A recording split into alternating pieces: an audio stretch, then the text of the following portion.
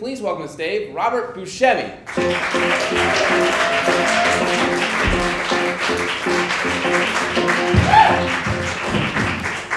Thank you.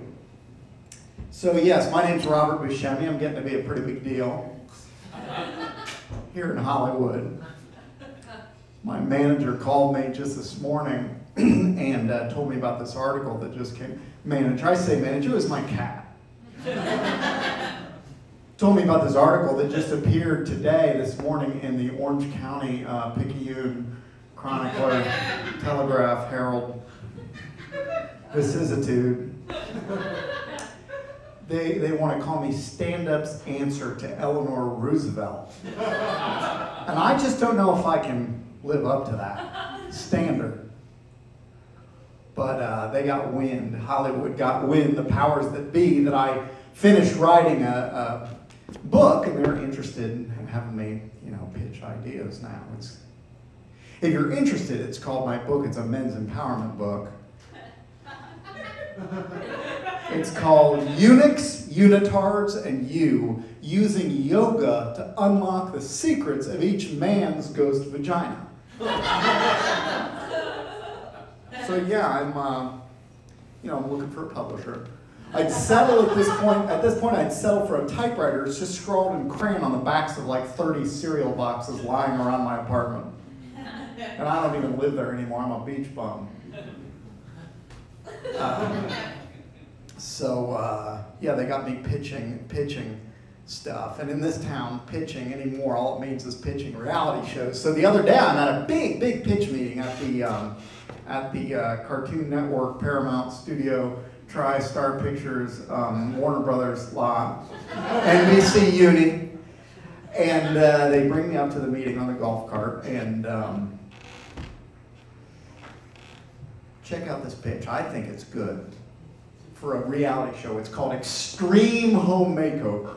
Extreme Home Makeover, and what it is every episode at dawn, unannounced, we bulldoze a different house. And it's always the house that Pauly Shore has scurried to from the previous episode.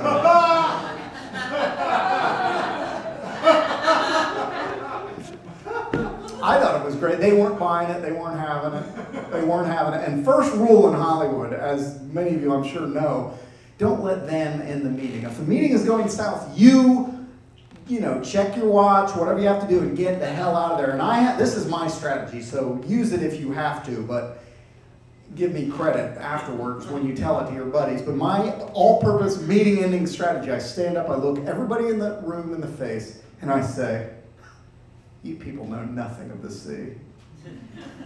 And I get the hell out of there. And check this out, in the parking lot, I run into my old buddy, because as I said, it was a very important studio. It was the Miramax old Sony lot, Culver City, Burbank branch. Who do I run into? My old buddy Al Pacino. You know what Al Pacino looks like these days? He looks like a weird little hobo who looks a lot like Al Pacino. So I saw Al, and I hightailed it out of there, and so now it's back at the drawing board. I don't mind. I'm trained as an improviser anyway, so I'm used to recalibrating my career. It's a funny thing to have been trained in improvisation as we, inhabit IO. I ran into a guy on Thursday at a party. His name was Derek, and he was an architect, and he said, "Wow, Robert Buscemi." Again, beginning comedians, work your name into your act a couple times. He says, "That's interesting, you trained in improvisational comedy. I, as an architect, the bosses made us all do comedy improv scenes one afternoon. They brought in this corporate improv teacher, and we all did skits and routines as a team building exercise. So I've kind of done what you do." And I said, "That's interesting, Devin," because I forgot his name. When I was studying improvisation at the Second City, they had me design an apartment building. And I said, "I don't know how your routines went, but my parking structure pancaked. And it was sad because there were some deaths, and I had a very, very innovative idea for a vintage Victorian plumbing on each floor, which is just a centralized bucket on each floor.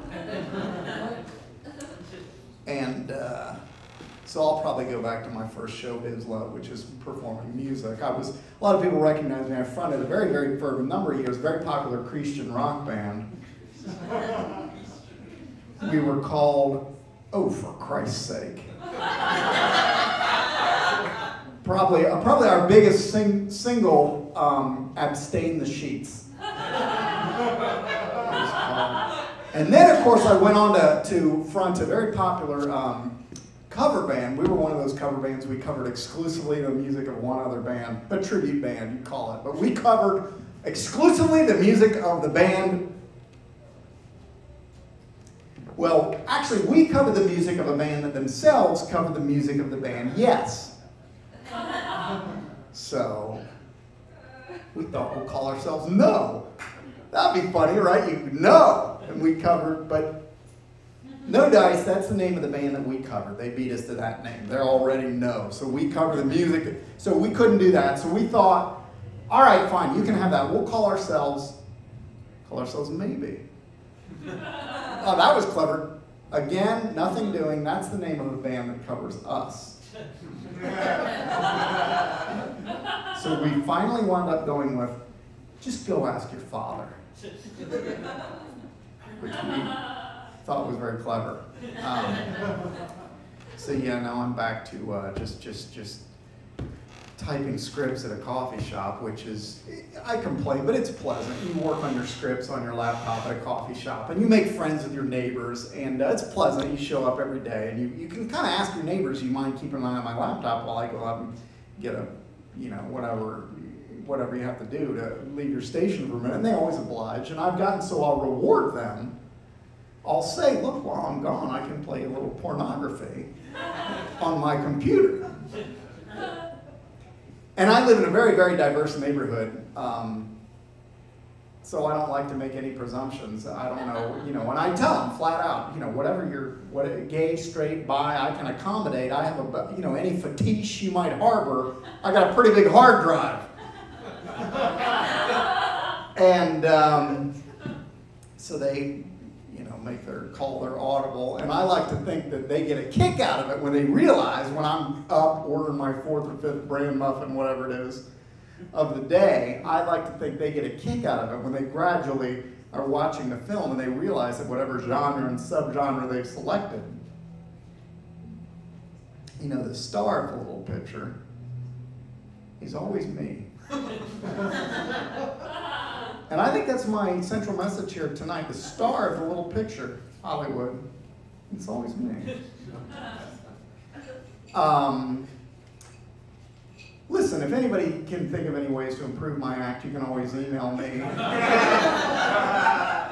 My email address is noreply@mailerdamon.bounceback.postmaster. I'm going to be honest, as an audience, I'm beginning to find you tiresome, rude, and disagreeable. No, you guys have been a lot of fun. Thank you so much. I do appreciate it. Thank you. I appreciate it.